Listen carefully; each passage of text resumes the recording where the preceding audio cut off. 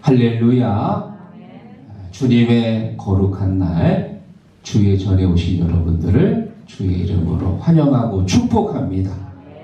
옆 사람과 인사합시다. 반갑습니다. 권사님 부자 되세요. 집사님 부자 되세요. 여러분, 물질의 부자보다도 마음의 부자가 되시기를 축원합니다. 물질이 많아도 마음이 쪼잔하면 쓸 수가 없어요. 그러나 물질에 관계없이 마음이 부유하면 그 사람을 만날 때 그 사람을 통해서 힘을 얻고 위로를 받게 됩니다. 오늘이 1월 둘째 주일 임원 임명 예배로 드리는데 오늘 은혜 많이 받으시고 믿음의 부자, 소망의 부자, 사랑의 부자가 되기를 주님의 이름으로 축원합니다. 1월달은 무슨 달이라고요? 임명의 달입니다. 내가 우리 시곡교회 임원이 되었다고 하는 것은 참으로 자랑스럽고 영광스러운 일입니다. 내가 내 손과 발로 주님을 위해서 일을 할 수 있다. 주님을 위해서 주님을 기쁘시게 할 수 있다. 얼마나 감사한 일입니까? 우리가 세상에 나가서 직업을 갖고 일을 하게 되면 보람도 느끼고 또 경제적 이익도 얻게 됩니다.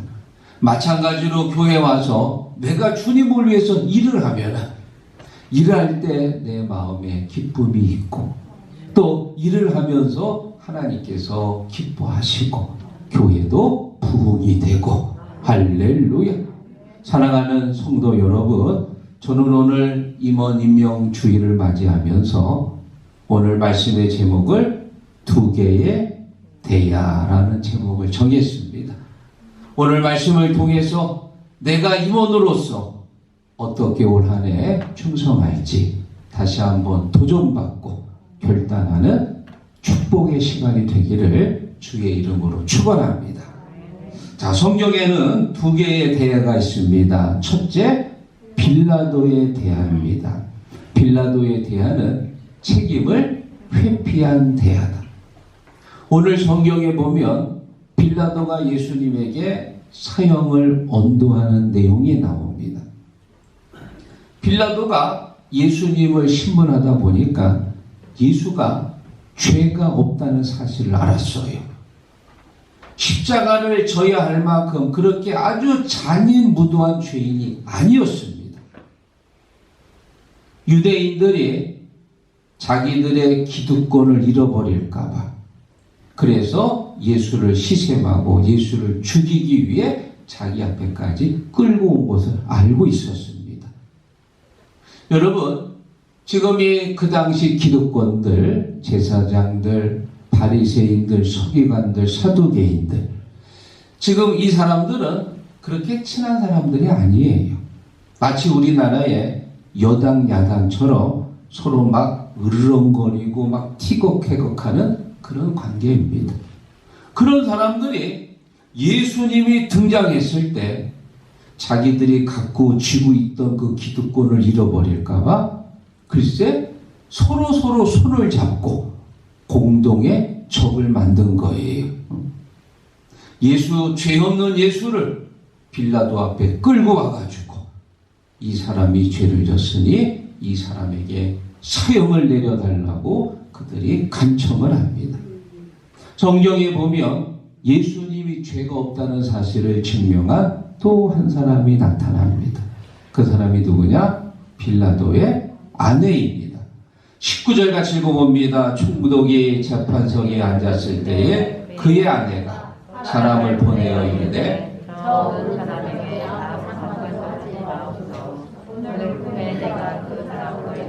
애를 많이 태웠나이다 하더라. 아멘. 빌라도의 아내가 등장해가지고요 남편한테 그래요. 저 사람에게 절대 상관하지 말라. 죄 없는 사람에게 자기 남편이 사형을 내리는 것이 아내에게 굉장히 부담이 된 거예요.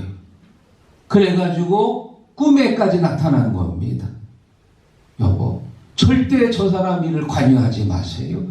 죄 없는 사람에게 죄를 내리면 우리에게 큰 해가 될 겁니다. 빌라도의 아내마저도 자기 남편을 말리면서 절대 관여하지 말라고 했지만 결국 빌라도는 사람들의 손을 들어줍니다. 죄 없는 예수에게 사형을 언도합니다. 여러분, 죄 없는 사람에게 사형을 내려야 하는 빌라도의 마음이 혹시 이해가 되시나요? 저는 목회하면서 저도 그런 경우들이 적지 않게 있었습니다. 특히 임원을 세울 때 제가 보기에는 아직은 그 집사 직분을, 권사, 장로 직분을 감당하지 못할 분인데 주면 안 되는데 다른 분들이 목사님 저분 꼭 주셔야 됩니다 라고 말하게 되면 나름대로 갈등을 하게 돼요. 또 만약에 그분을 직분을 주지 않아 가지고 그분이 만약에 시험이라도 들면은 그때는 더 문제가 커지는 거예요. 목사님이 안 줘가지고 시험 들게 된 거가 됩니다. 그렇게 돼서 결과적으로 저 역시도 빌라도처럼 아닌 건 아닌 것 같은데 그래도 어쩔 수 없이 직분을 줘야 되는 그런 상황들이 나타납니다. 여러분, 빌라도의 마음이 지금 이해가 되시나요? 빌라도는 굉장히 똑똑한 사람입니다.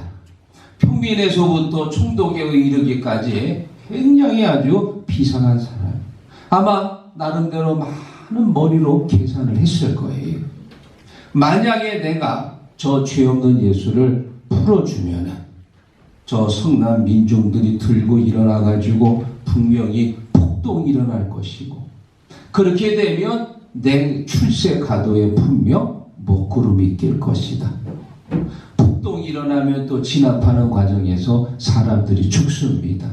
그렇게 되면 내 명예에 큰 누를 끼치게 되니까 차라리 저 죄 없는 예수 한 사람만 죽이면 밀라는 일어나지 않을 것이고 내 출세 가도는 탄탄대로가 될 것이다.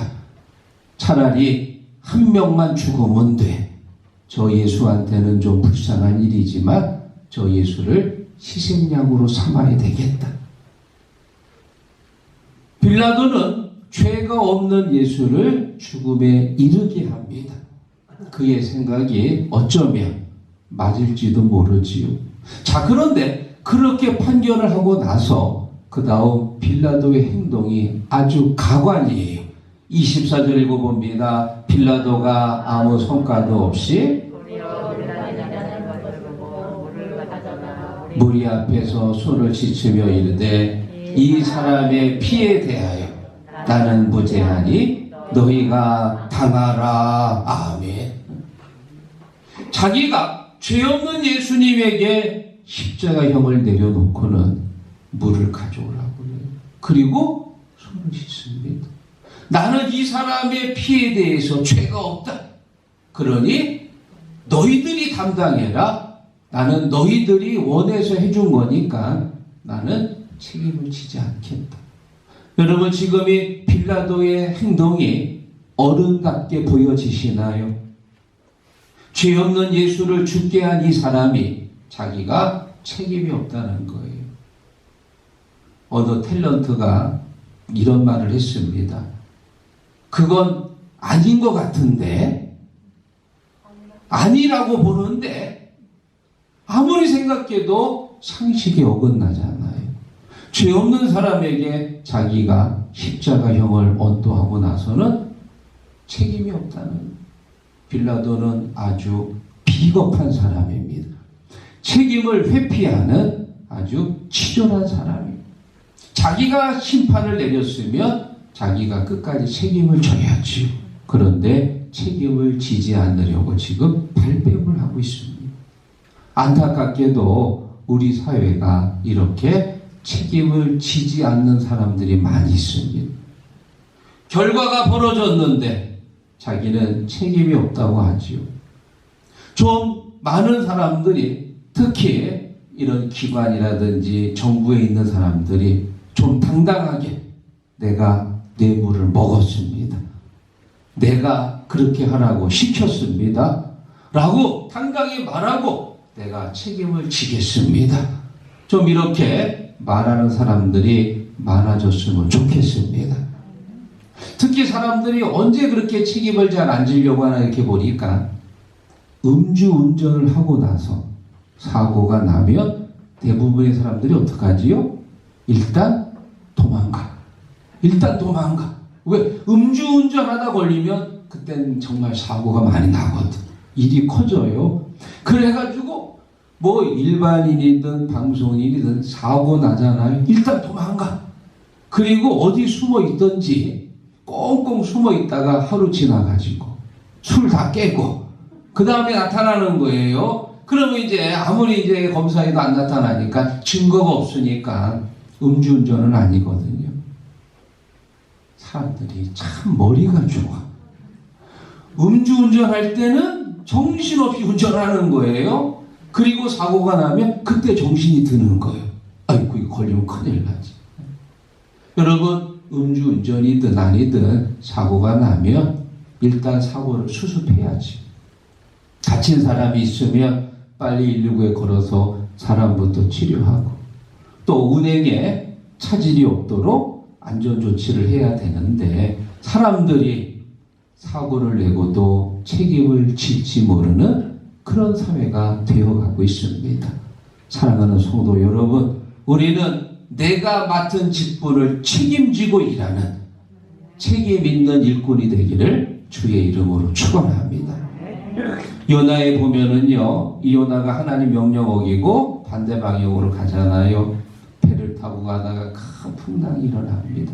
제배를 뽑았더니 요나가 걸렸습니다. 자, 이때 요나가 어떻게 했느냐? 1장 12절에 요나가 말합니다. 나를 들어 바다에 던지라. 나를 들어서 바다에 던져라. 책임을 지겠다는 거예요? 책임을 회피하겠다는 얘기예요? 책임을 진다는 거예요. 지금 이 바다가 큰 풍랑이 일어나는 원인이 나한테 있습니다. 내가 믿는 하나님께서 명령하셨는데 내가 글로 가지 않냐고 반대쪽으로 가니까 하나님이 내 길을 막으시는 겁니다. 나를 들어 바다에 던지십시오.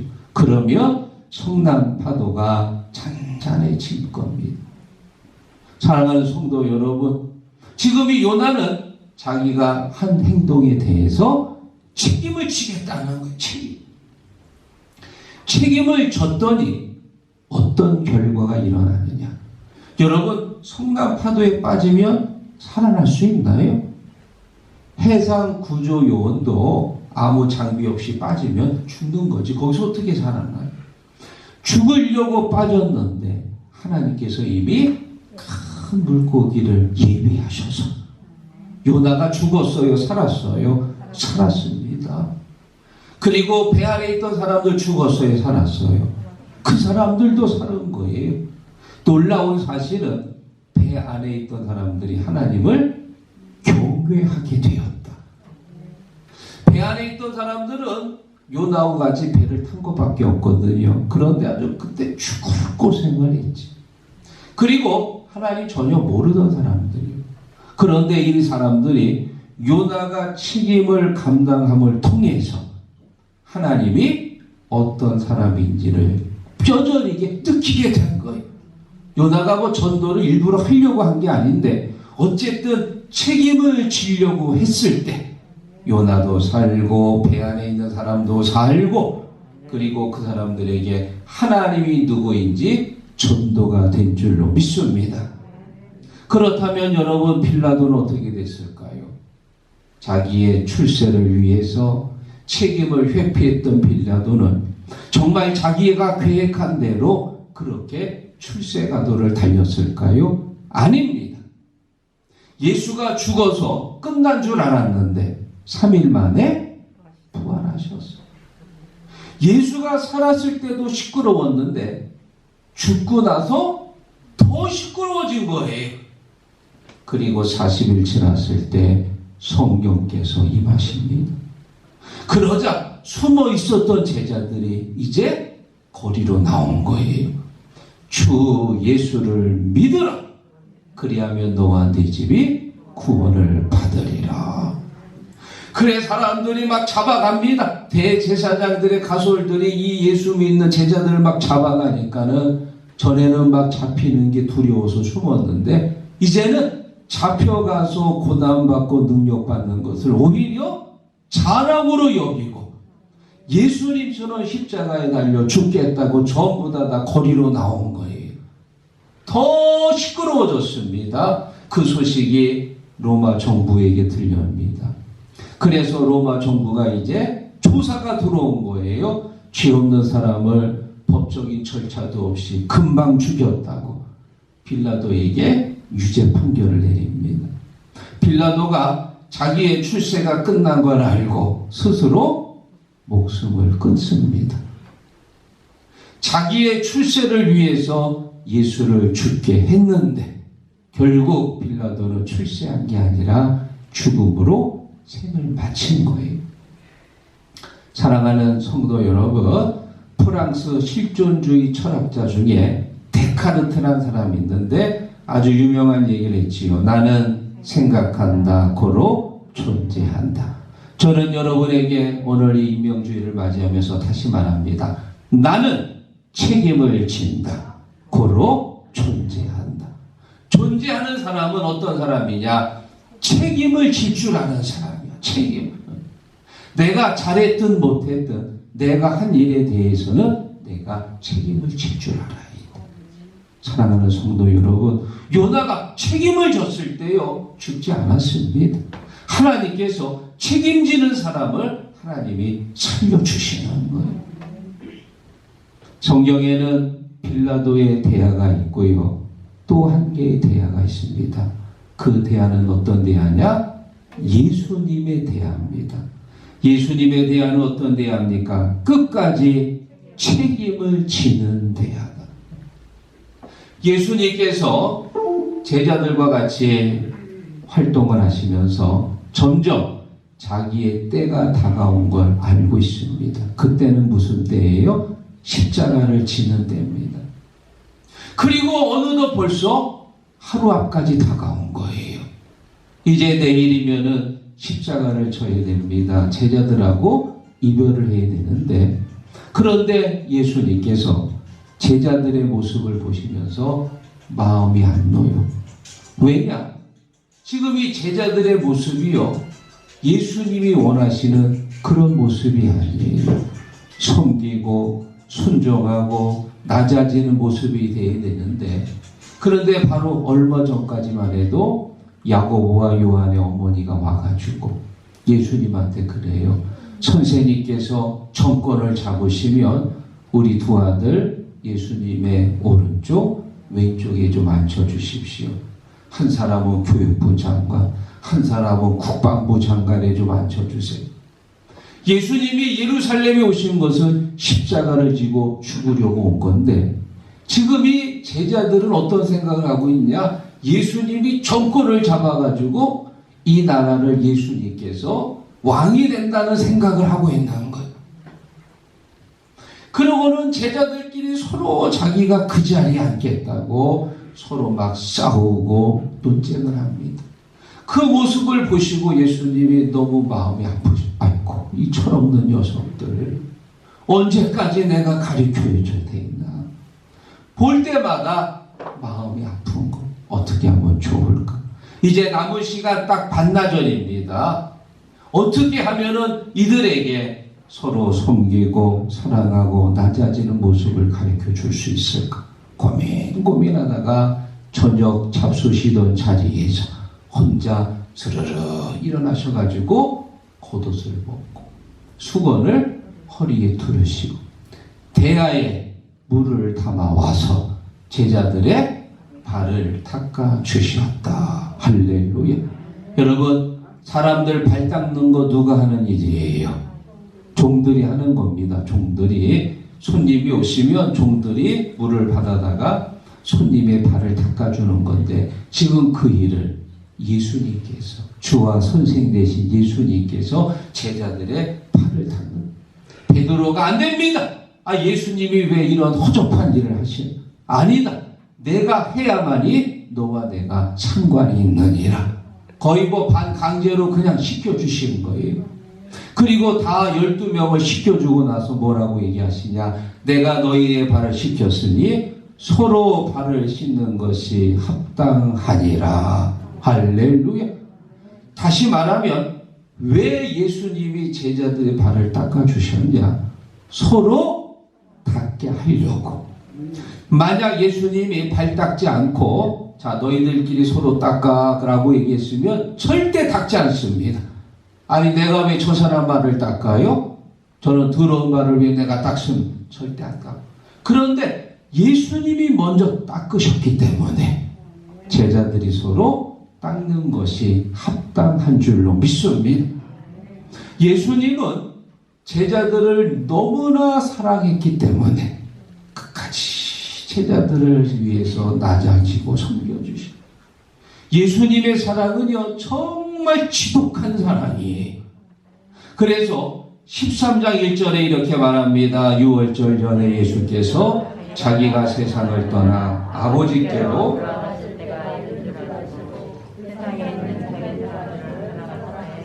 끝까지 사랑하시니라. 아멘. 언제까지요? 끝까지.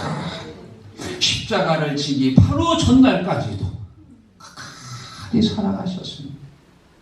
출애굽기 32장에 보면 모세가 십계명 받으려고 시내산에 올라갔는데 산 밑에서 엄청난 일이 벌어집니다.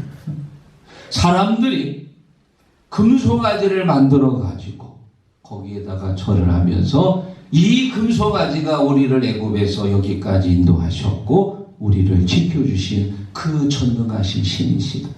하나님께서요 엄청나게 화가 나셨어. 그리고 모세에게 말합니다. 너 당장 내려가라. 내가 저 백성들을 멸하고 너를 통해서 다시 새 백성들을 만들 것이다. 그때 모세가 하나님 앞에 엎드렸습니다. 주님, 절대 저들을 멸하지 마십시오. 저들을 죽이시면 안 됩니다. 내가 저들을 여기까지 끌고 왔고 내가 저들의 지도자입니다.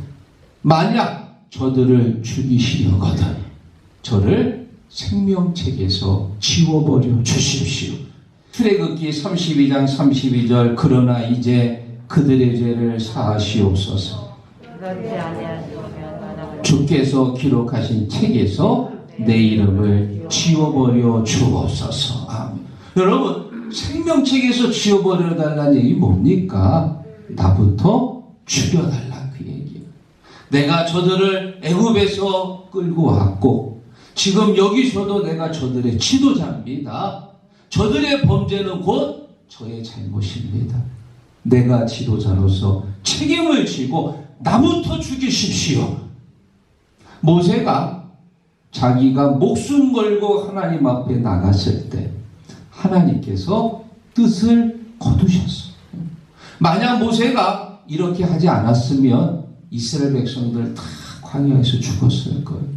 그런데 모세가 목숨 걸고 책임을 지니까 모세도 살고 백성들도 살고 할렐루야. 사랑하는 성도 여러분, 대통령이 책임을 지잖아요. 국가가 망하지 않습니다. 사장님이 책임을 지면 회사가 망하지 않고요.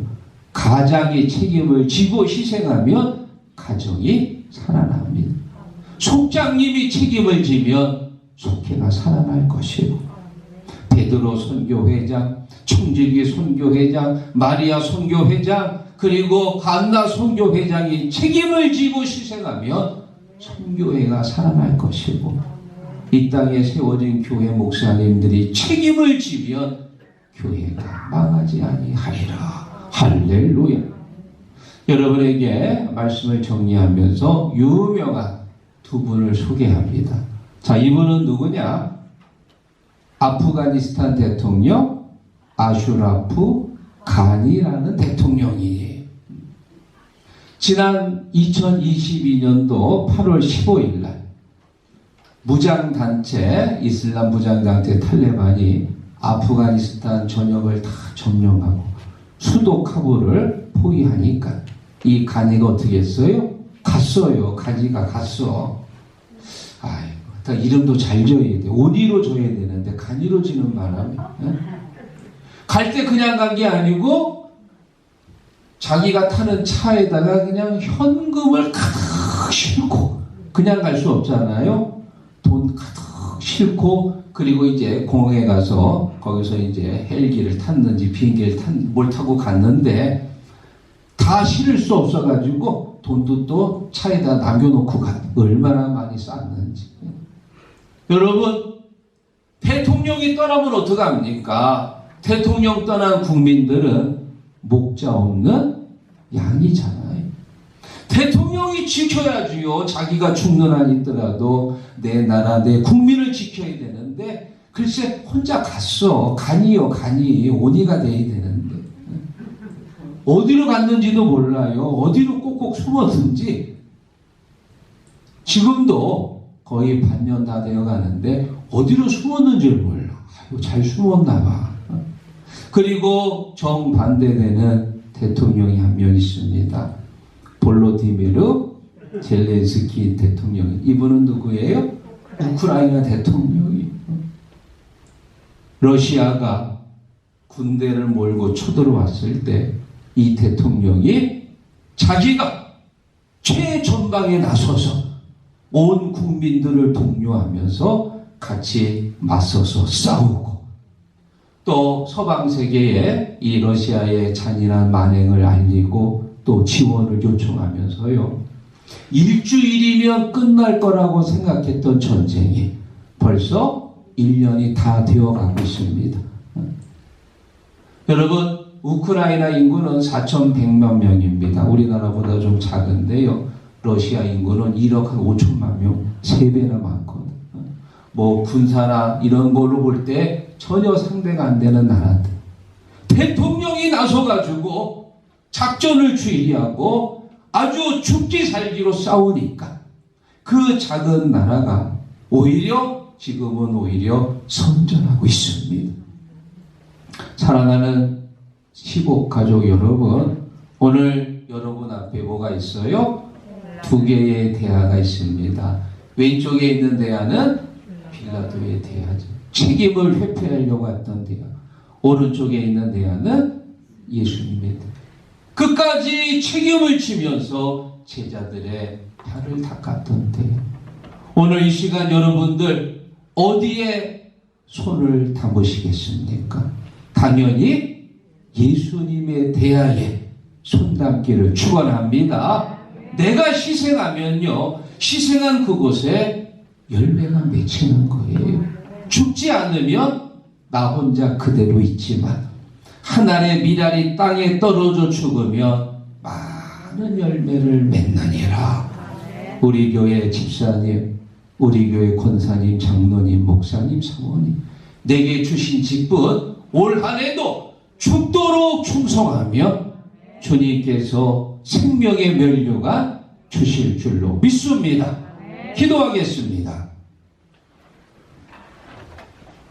나를 능하게 하신 그리스도 예수 우리 주께 내가 감사하며 나를 충성되이 여겨 내게 직분을 맡기시리라. 하나님 감사합니다. 저희들이 무엇이간데 하나님의 자녀로 삼아주시고 또 올해도 저희들을 시국교회 일꾼으로 세워주심을 감사합니다. 주님이 믿고 맡겼으니까 빌라도처럼 책임을 회피하는 그런 치졸한 사람이 되지 않게 하시고 요나처럼 책임을 지고 희생할 때 내가 희생한 그 자리에 많은 열매들이 맺히게 하여 주시옵소서. 예수님의 이름으로 기도하옵나이다. 아멘.